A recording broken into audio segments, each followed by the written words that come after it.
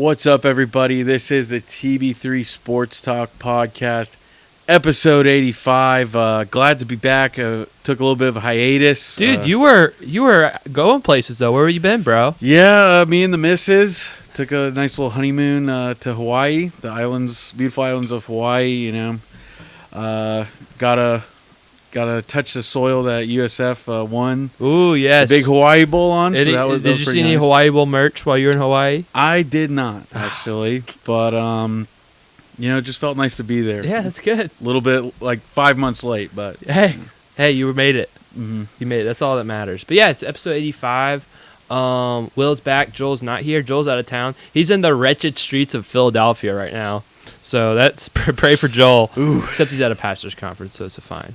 But yeah, we've before we get into the Rays, because that's really the only pro team playing, we've had a pretty cool opportunity, especially me. This week we kind of announced our partnership, if you will, with the Bay Area Examiner.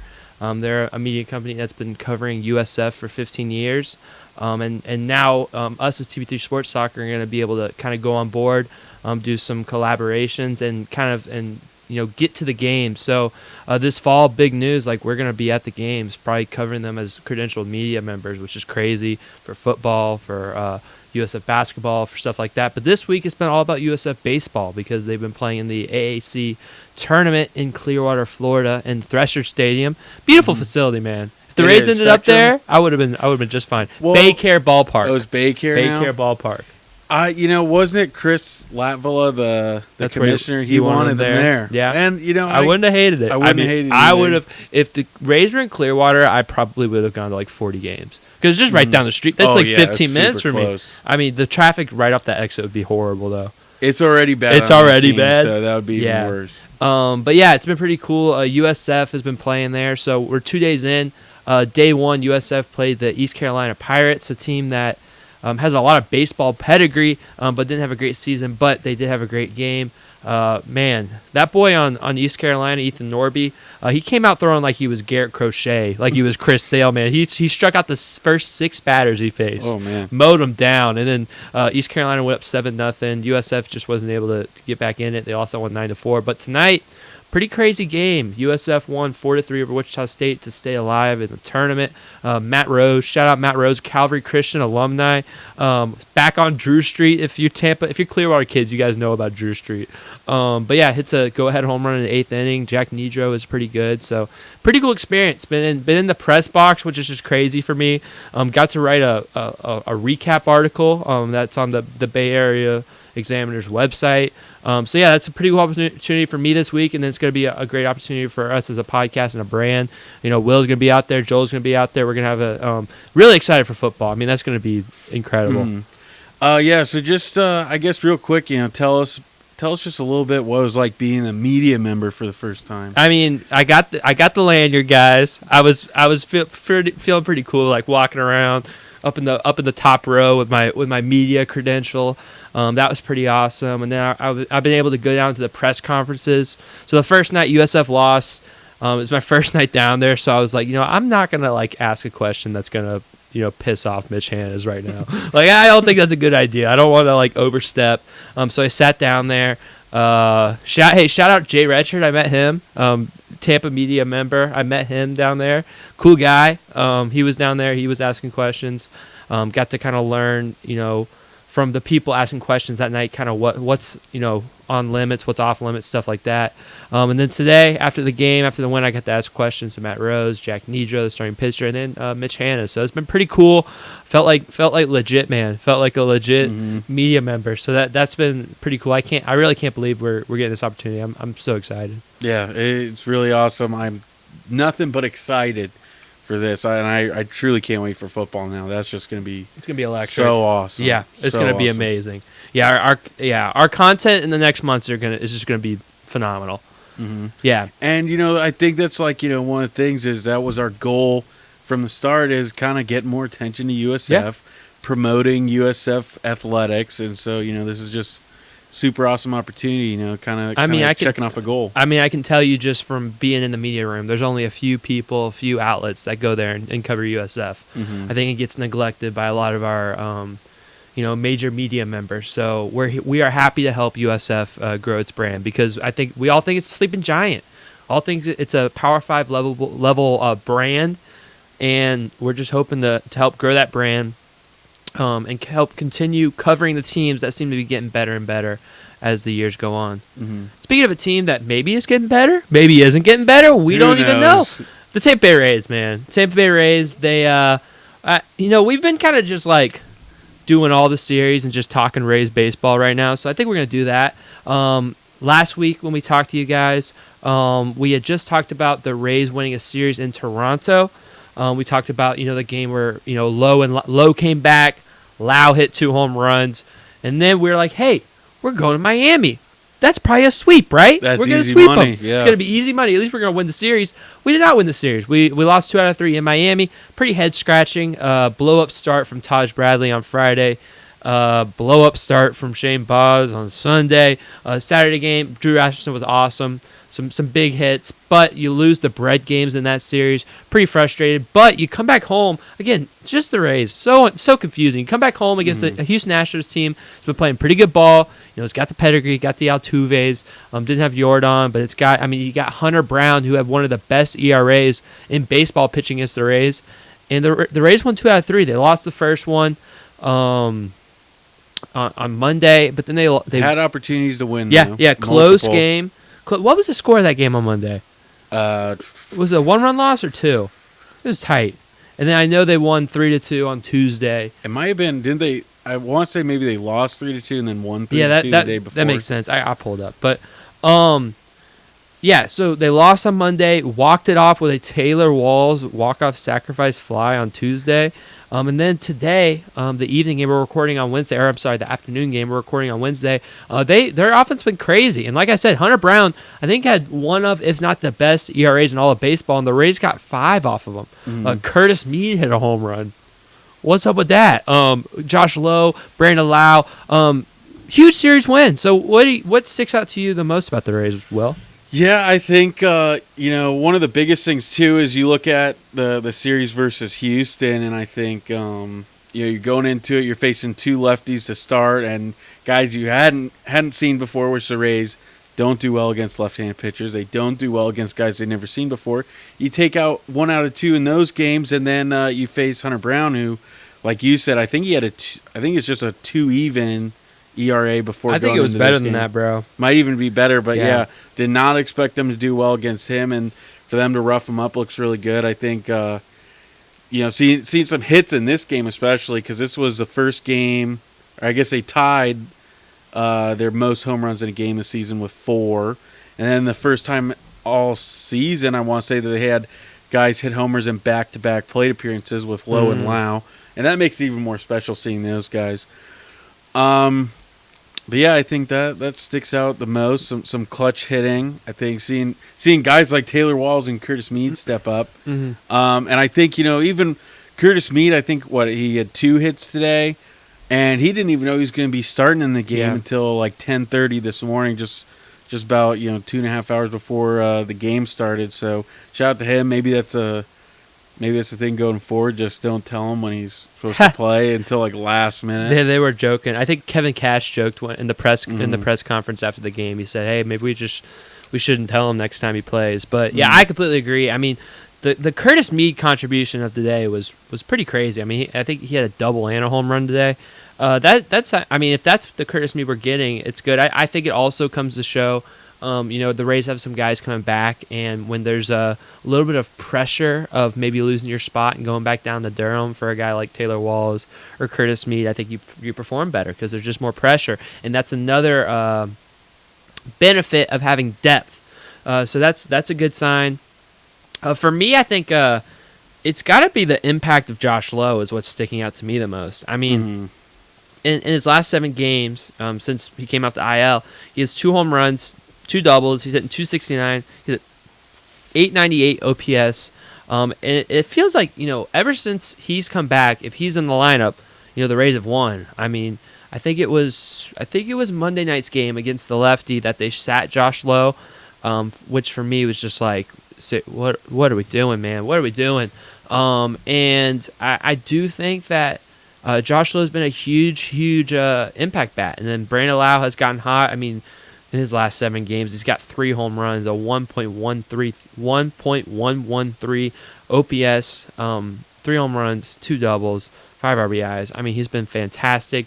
Yandy Diaz today. He's smoking the ball. Dude, he's been playing amazing. He has been playing amazing. 360 in his last 7 games. And again, last 6 games. Again, I've never seen Yandy Diaz hit a ball that far today. That was insane. That was a nuke, yeah. That was a bomb off the batter's eye. So the top of the lineup guys have been playing a lot better.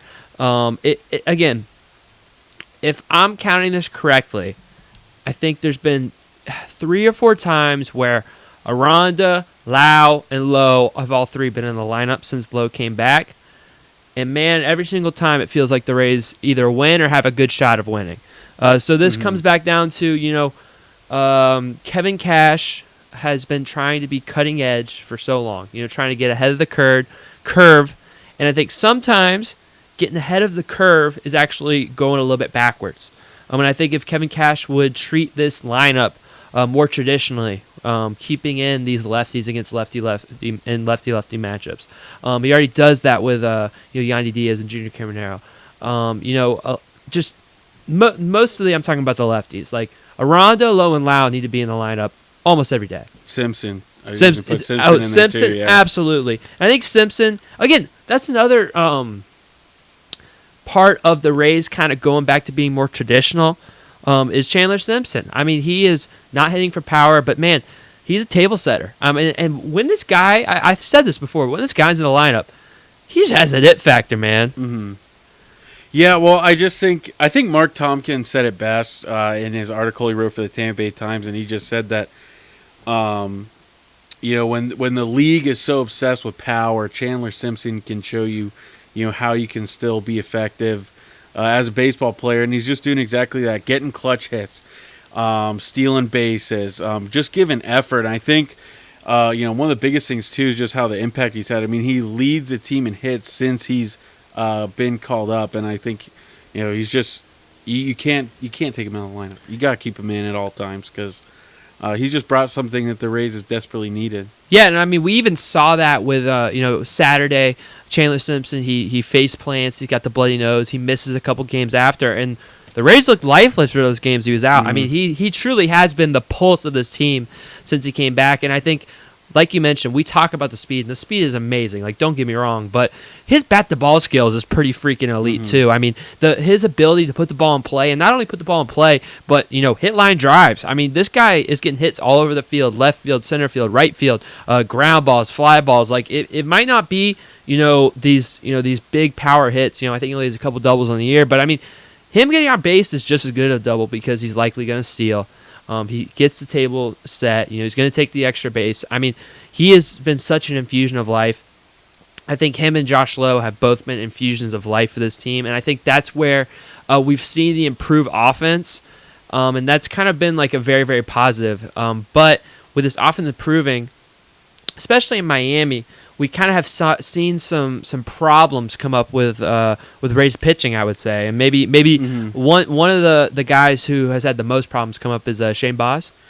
Yeah, Shane Baz has definitely struggled, and I feel like it was just a week ago when he was saying before or after his start in Toronto that wasn't going to be a routine thing, and now we're kind of seeing him struggling because I got some stats here. You just look at his first 3 starts this season, 3 earned runs, 27 strikeouts. And his last 6 games, he's got 7.80 ERA, 38 hits, and 7 home runs allowed. And I just think, one of the biggest things he's struggled with is just his command. I think his command isn't there. I think just falling behind in the counts way too quickly. And even like his velo on his fastball has been down too, so... that's something I think we're pretty concerned about. I think maybe what might be best for him is like a phantom IL stint. Just give him a little break, because something's not quite right. And continues to struggle, and it's really hurting this team. Yeah, and I do think a lot of that down velo for Shane Baz comes back to the command. I think a lot of it has actually just been him trying to slow down his fastball because he can't throw it for a strike. And command has definitely been the Achilles heel of this Rays pitching staff, other than giving up home runs, but that kind of comes with the command. They've been getting in non-advantage counts way too often. And Shane Baz in his last 3 starts, like you mentioned, is a prime example of that. Of, when you get down 2-0, damage is going to happen eventually. It seemed like that game in Miami, he was kind of able to wiggle out of trouble. Josh Lowe hosed that guy down at home plate. He got some big strikeouts, runner on third, less than 2. I think he got out of a situation like that once or twice. And he was wiggling out, and then they had the big inning. And the game, unfortunately, it was over at that point because that was another one of those games where I don't think we put our best lineup out there for the game. And also Chandler Simpson was not in the game, so that really hurt us as well. But that big inning, and I think it comes down to command. And then I think just in this week we've seen how command and, inability to control the strike zone affects Taj Bradley, because you look at his start in Miami, he only goes 4 innings, 5 earned runs, and I mean that Friday game in Miami, walks were a problem, man. I think there was about 6 or 7 walks on the game, whether it was Montgomery, whether it was Bradley. Yeah, Taj had 3. And I think Montgomery had two or three as well.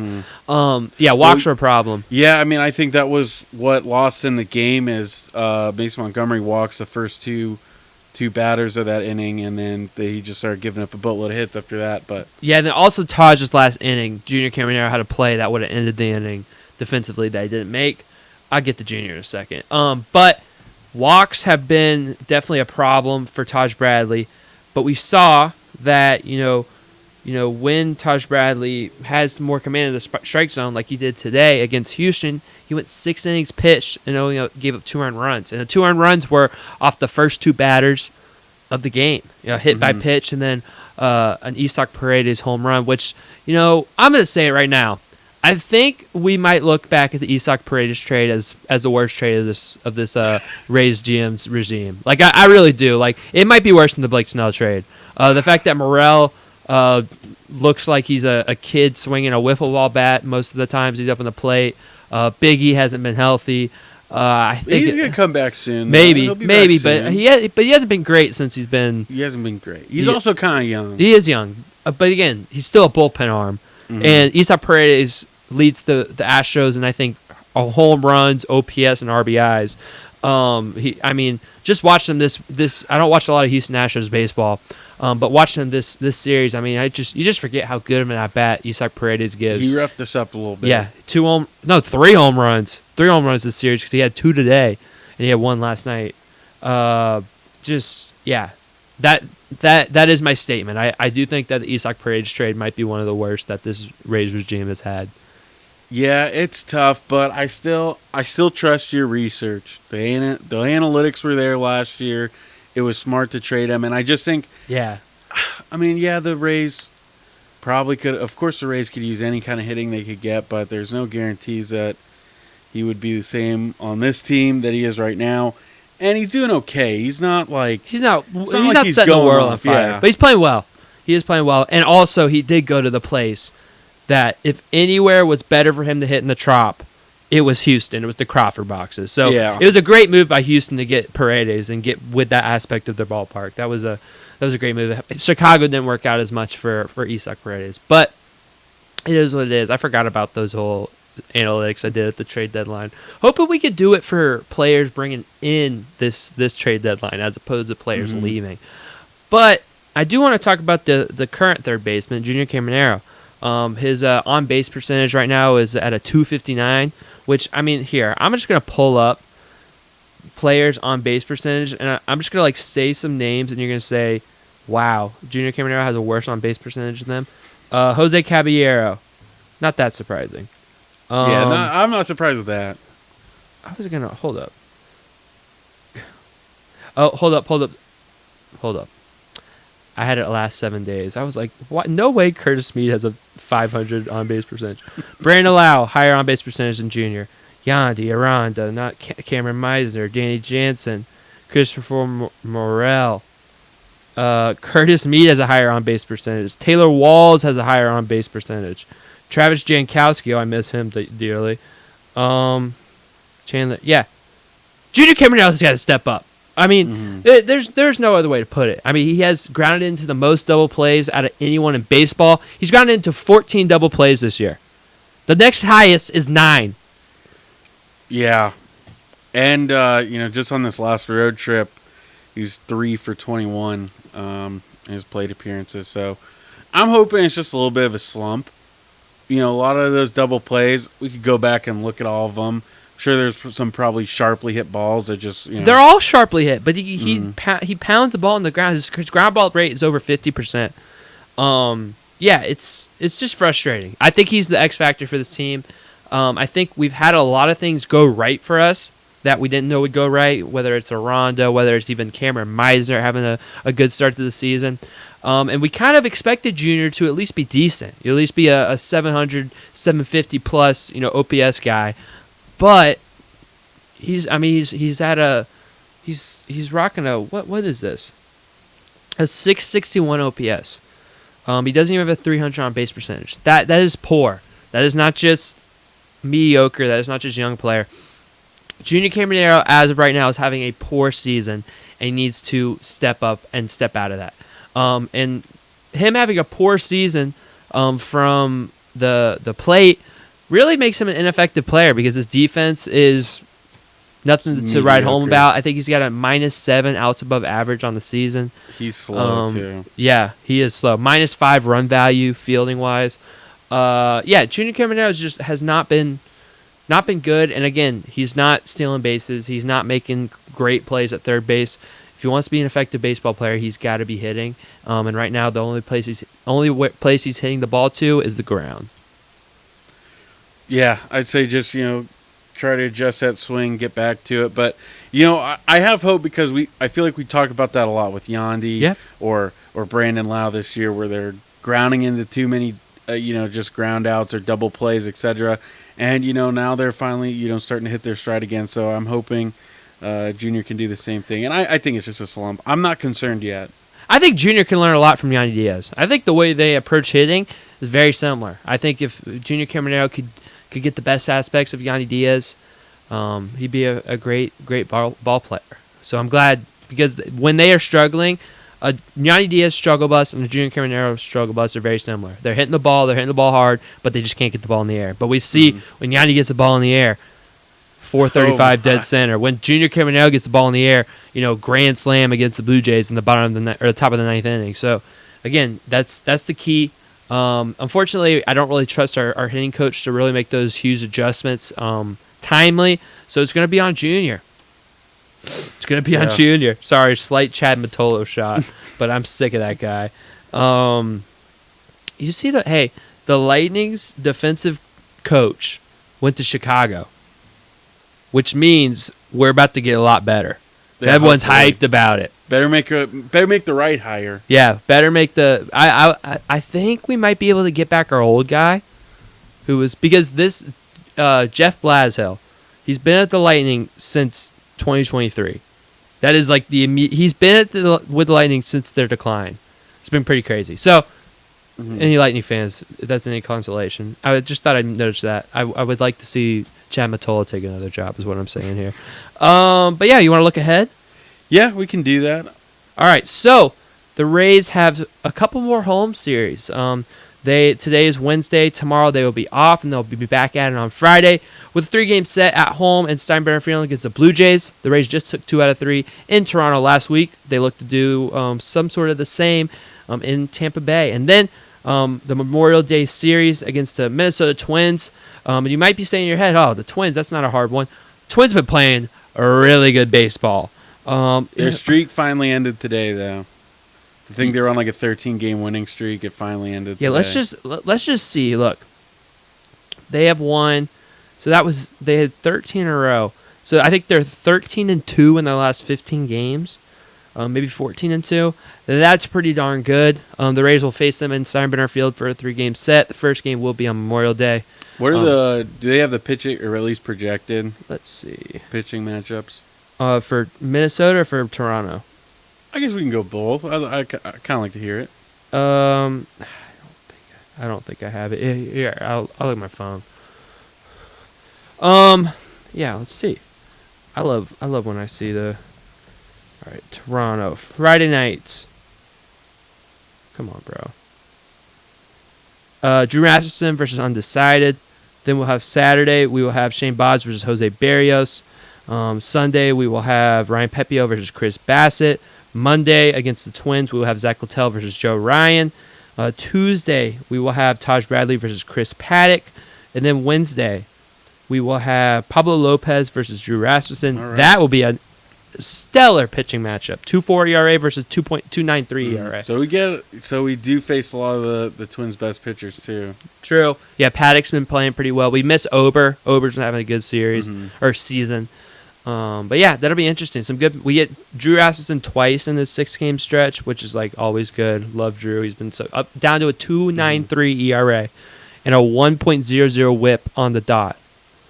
Been amazing. I'm glad they made the move to make him a starter again. I also think I want to shout out Zach Littell. He's been so good. He's been getting a lot better, and I think even last Tuesday, or I guess yesterday, that was just classic Littell. Yeah, gave you a bunch of innings, gave up only 2 runs, but that keeps you right in the game. That's just classic Littell baseball. So, Littell's start was an example of a starter not having his best stuff, but he still gutted through 5 innings. I commend that all day long. So that's a good note because shout out Zachy boy. So 6 games, Will. Blue Jays and Twins. What's your prediction? Man, this is a tough thing because it's like you look at this series, the Rays get a home series win for the first time since I can't even remember. And you go, okay, maybe they can carry that into this weekend. You got two tough teams, but maybe I'll say 3-3. I'll say they go 3-3. It's pretty mid pick, but I think you probably lose the series to Toronto, unfortunately. But I think you win the series against the Twins. I was gonna say 3-3, but I don't want to pick the same thing as you, so I'm gonna be a little bit more positive. I'm gonna go 4-2. I feel pretty good in the Rays fashion that they'll beat the Twins in the series just because it's like, oh, the Twins are playing so good. Oh, here comes the Rays out of nowhere. Wins 2 out of 3. I'm more concerned about the Toronto series, but I think we played well against Barrios and Bassett last series. I think we can recreate that. I think Josh Lowe and Brandon Lau love hitting against the Blue Jays. And I think they're going to continue that. So they win both series, the Rays do. 2 out of 3 in both. And I'm going to say that, Danny Jansen keeps his hot streak going. He's playing pretty well. He's getting a home run. 312-foot home run for Danny Jansen on Monday night. Can you freaking believe that? We finally got a short porch to work for us. Yeah. The Brandon Lau one was a pretty short porch today, too. I don't even know. I assume that was a home run in like 2 ballparks. Probably. I think it was 320, which is just... It's crazy. Whatever. Man, no wonder the Yankees hit so many freaking home runs every year. Frick the Yankees. Yeah. Screw them. Hey, I'm like riding high still after that series win against them in the Bronx. In the Bronx. But yeah, my home run pick, give me Jose Caballero. Ooh, I like that. Jose Caballero, probably the most underrated player on the Rays. Oh, yeah. I mean, I think it doesn't really need to be said. I'm preaching to the choir here, but he should be our everyday shortstop as of right now. But, I also think this weekend some clutch plays. I think the Saturday win against the Marlins, it really started off with him hustling for an infield single. And then, what was that? I think to tie the game against the Astros yesterday with the double steal. Yep. So making clutch plays, getting clutch hits. I mean, make this guy your everyday starter until Ha-Seong Kim gets back. It's pretty crazy because Jose Caballero went back-to-back days where he is hitting 2 in the Rays lineup, in the 2-hole. And that's just like a testament to how good he's been against lefties. Jose Caballero has played third base, second base, shortstop, right field, left field, center field even this week. We don't need him there. Shortstop, that's it. Yeah, it is kind of crazy that, like, Wallace should be the utility player, not Caballero. But I mean, he just does everything. Like we talk about like Christian Eisen. Like at TB3, we love a utility guy, and we talk about Christian Eisen, and it's like, hey, give me 11 Christian Eisens. I like our chance. Like put 9 Jose Caballeros on the field. That team's gonna win some baseball games, man. They'd be so gritty. Oh my gosh, so gritty. I mean, they just be bunting all over the place and see what happens. Playing small ball to perfection. That's somebody that like the Guardians are gonna try to take from us at some point. Just bunting all over. They would love a guy like him. Oh, absolutely. Absolutely. Yeah, I think Jose Caballero has been one of the best utility, if not the best utility guy in all of baseball. Yeah, he's had just low-key such a good season, just doesn't get a lot of playing time. Absolutely. And he should get more. You're right. He should be the starting everyday shortstop. But it is what it is. Speaking of him, though, got to shout him out. Taylor Walls, he got the sacrifice fly. Sack fly, walk-off, gets the Gatorade bath and the... He's also like the second worst bubblegum. The second worst qualified hitter after 1,000 plate appearances in MLB history. So that's just take. Hey, but he got the lazy sack fly to win the game. Yeah, I know. Hey, he could have struck out. He could have struck out on it. So you gotta give him some credit there. Hey, you won. I'll take a win, bro. Contact on the ball. I felt bad though. I really did because I was listening to the post game. He's talking about it. He was up to like 4:30 in the morning, thinking about the Monday game because he blew it like twice with the runners in scoring position. Well, because he couldn't get the bunt down. Well, it's funny because Ryan Bass was like, "Yeah, man, he was up till 4:30 in the morning, and then he said he didn't feel like he could be a good father the next day." That was the next thing I was gonna say. It's really funny. You gotta feel for the guy because he wants to succeed and he wants to contribute to the team and it gets to him. Like you still feel for him as a person. So I am happy for that moment for him because he needed it. He definitely did. And good for Taylor. That's really funny. All right, I think that's all we got, bro. Yeah, that's it. We're happy for Taylor Walls. We love Taylor Walls. We love him. Comment your thoughts down below, or comment your thoughts on the Rays down below.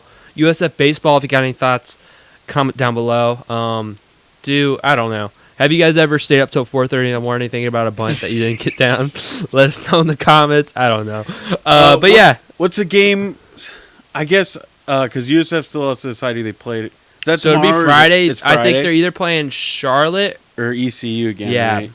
Yeah, so they have a tall task ahead of them, because they just it's a double elimination tournament, and they might have to end up beating a team twice in a row to win it all or something like that.